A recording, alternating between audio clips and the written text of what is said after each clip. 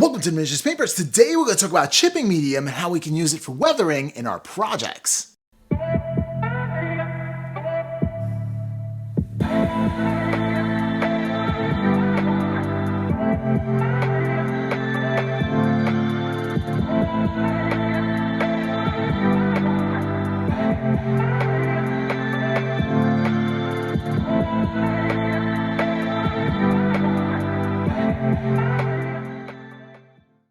What's up, Miniatures Paintbrush Legion? This is Rob, your host, and today we're going to talk a little bit about chipping medium. Now, chipping medium actually develops a layer in between a top coat of paint and the layer underneath. And sometimes that could be a primer, sometimes that could be a primer and then a coat of paint. But the thing is that it's going to create a layer, sort of like a sandwich, in between your top layer and your bottom layer. This layer, the chipping medium, is translucent. So what you do here in the process is you're trying to get the under shade to show through on the upper shade by having chips of paint peeled off, revealing what's underneath.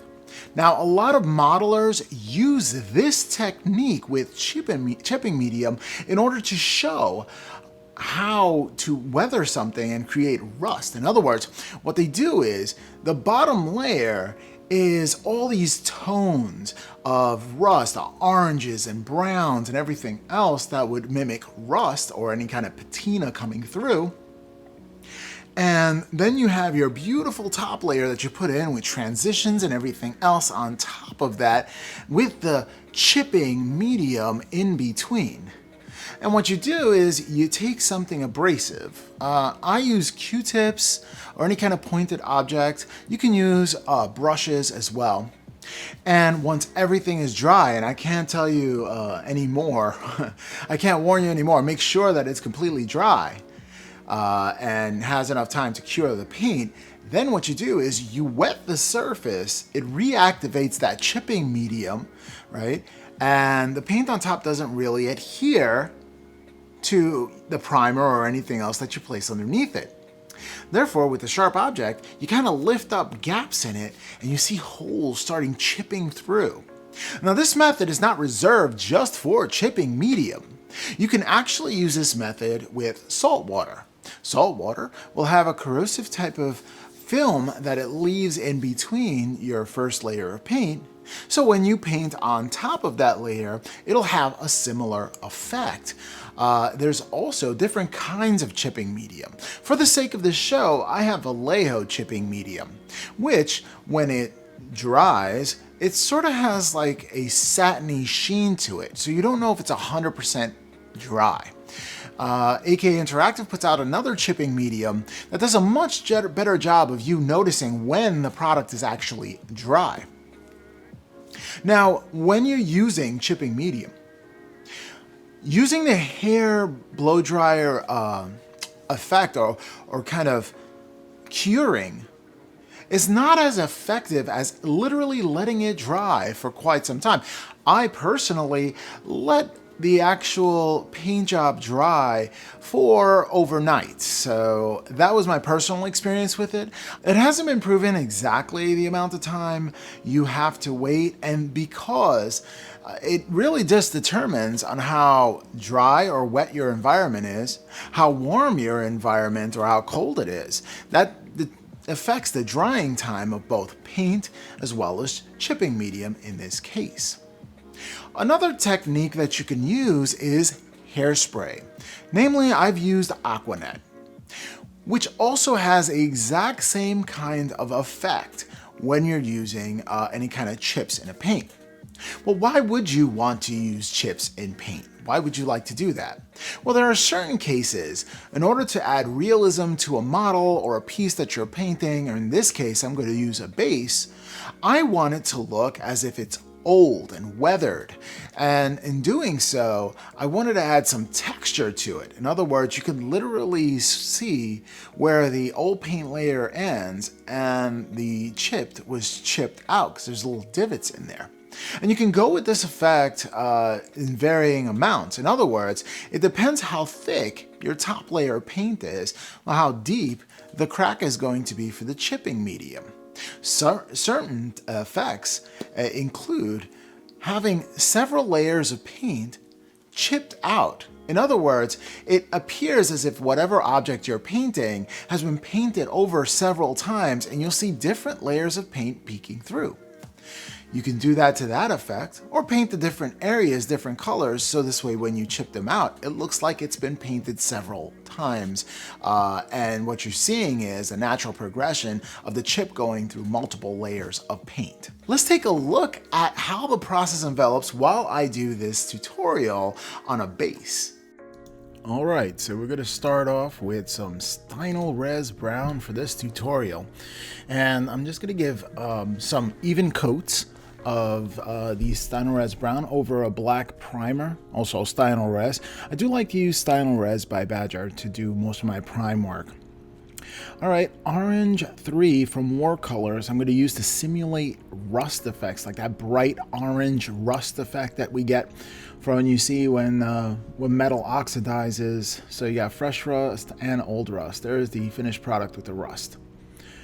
Okay, switching off and using Ultra Matte Varnish from AK Interactive. Now I want to seal all of these beautiful rust patterns in as that bottom layer.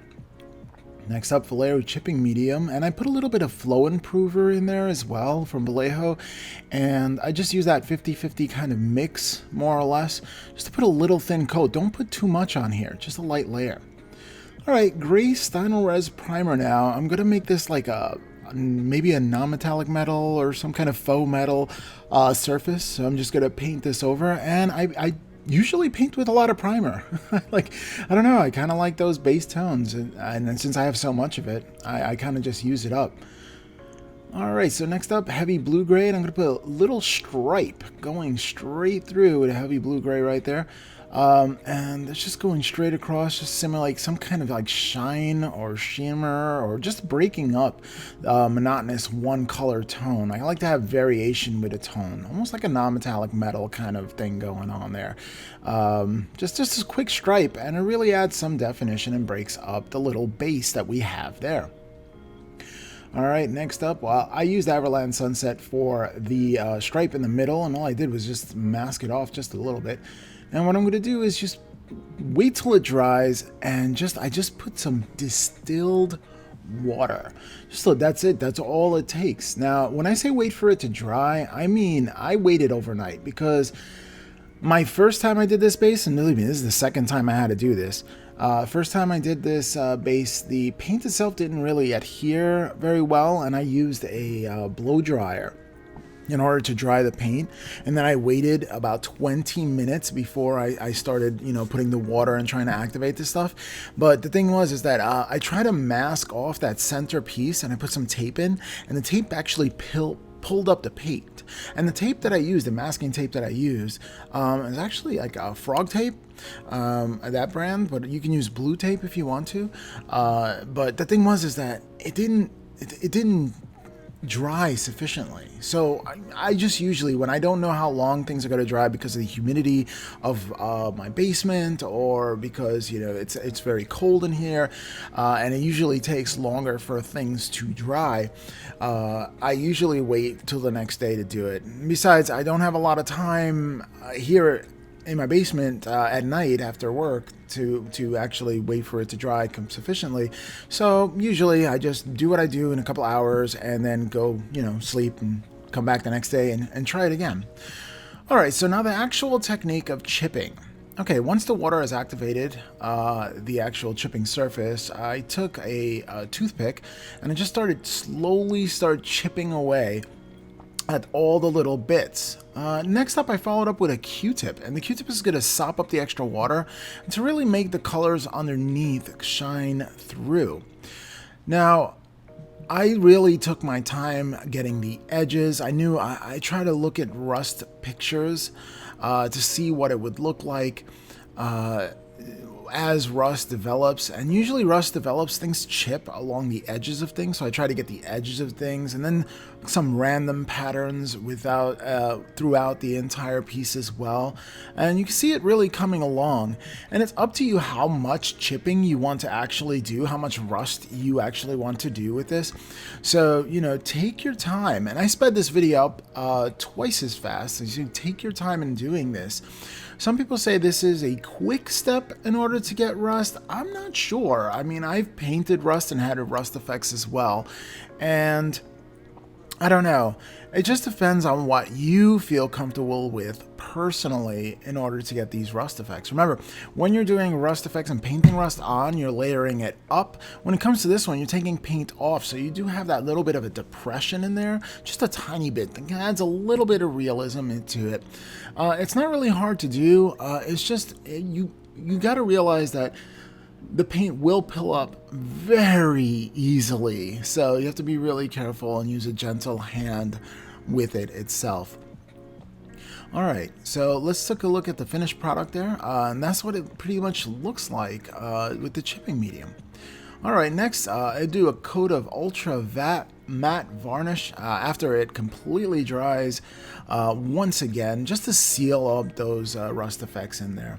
Next I go into pale burnt metal, and what I do here is I just take the edges of things. I take the bolts and I spruce that up, and I like doing the bolts in ultra metal there. And then just the edges, I wanted to show some new scratches, and the new scratches will come into a pale burnt metal, or any kind of reflective, like fresh scratch, and that's going to simulate that using these things as well. Again, adding just a little more character to the piece as well, to the base.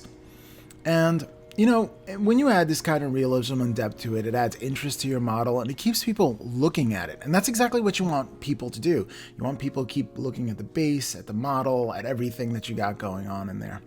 Next up, I just like to paint over the base. I try to paint it up a lighter color than the actual center color. And the rim of the base, I want it to be lighter because I wanted the darkest thing to be actually on the base itself. So I just went with a lighter color for that. Alright, next up, some Van Dyke Brown and Winton Oil, this Winsor & Newton oil color.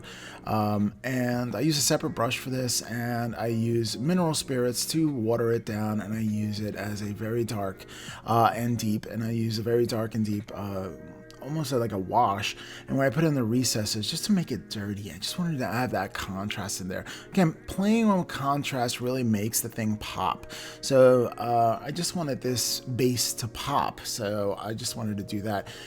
And the base itself is from a Necromunda set that I picked up, and it just had some bases with it, and I don't really play Necromunda, so yeah, I just use the base for different kinds of projects. In this project in particular, I'm doing actual markers for the board, for the game board for 40K, so I just wanted to do those markers, and I'm going to do custom objective markers for my 40K game, because I just wanted to up my game when it comes to that. Well, I hope you found this hobby tip informative and helpful. And if you did, like, share, comment, and subscribe, and we'll catch you next time on the Miniatures Paintbrush.